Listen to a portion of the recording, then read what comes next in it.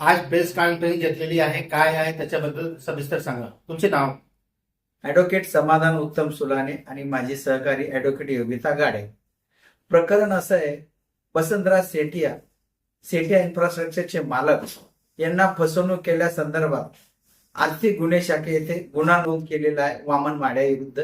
त्या संदर्भातली आज ही प्रेस कॉन्फरन्स आहे. हे प्रोजेक्ट कुठे होता आणि किती फ्लॅट होते, कशी फसवणूक झाली त्याच्याबद्दल सांगा. हा जो प्रोजेक्ट होता हा बांद्रा निर्मलनगर परिसरामध्ये होता. तेथे 28 फ्लॅट होते आणि त्याच्याबरोबर आमचा करारनामा झाला होता दोघांमध्ये. करारनामा 2010 साली झाला होता आणि त्याची रजिस्टर झाला होता 6/1/2000.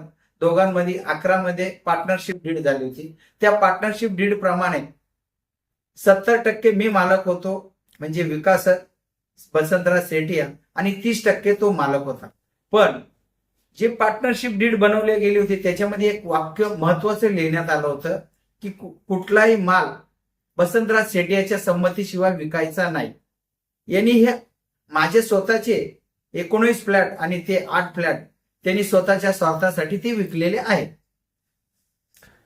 त्यांच्या विरुद्ध काय कानूनी कारवाई आतापर्यंत झाली आहे? आता आम्ही त्या संदर्भातला आर्थिक गुन्हे शाखेला तक्रार अर्ज दिला होता. त्यांनी सखोल तपास करून अतिशय चांगल्या पद्धतीने गुन्हा दाखल केलेला आहे. 11,50,00,000 रुपयाची फसवणूक केलेली आहे.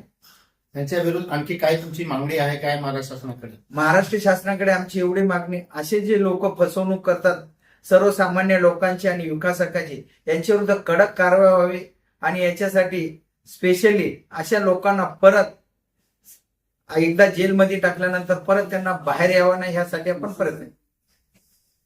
ते हॅबिच्युअल आरोपी आहे असं सांगितलं जात आहे. त्याच्या विरुद्ध आणखी काय केस आहे का? नक्की तो सराईत गुन्हेगार आहे. फसवणुकीचे त्याची विशेषता म्हणजे तो लोकांना फसवणुकीच काम करतो.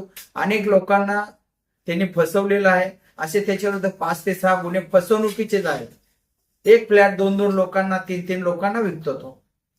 ते प्रोजेक्ट रेरामध्ये होता का? नाही, ते रेरा, हे सगळे जुने प्रोजेक्ट आहेत. ते रेरामध्ये रजिस्टर नव्हते. आतापर्यंत काय अटक झाली आहे का?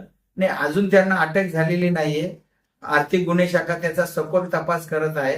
त्यांनी त्या पैशाची कुठे विल्हेवाट लावली, त्या रकमेचा त्यांनी कुठं अपव्यय केलेला याचा पूर्ण ते तपास करीत आहे. या प्रकरणामध्ये पुढे जाऊन काय होऊ शकतात? जे बिल्डिंग विकले आहेत ते रिकामी होऊ शकतात का? बिल्डिंगवर काही कारवाई होणार नाही, त्यासाठी आता आम्हाला आर्थिक गुन्ह्याच्या जे अधिकारी आहेत त्यांनी सांगितलं, पहिले आम्हाला जे कागदपत्र आलेले आहेत आम्ही त्या टेनंट लोकांना वाचवण्यासाठी आम्ही नक्की प्रयत्न करणार.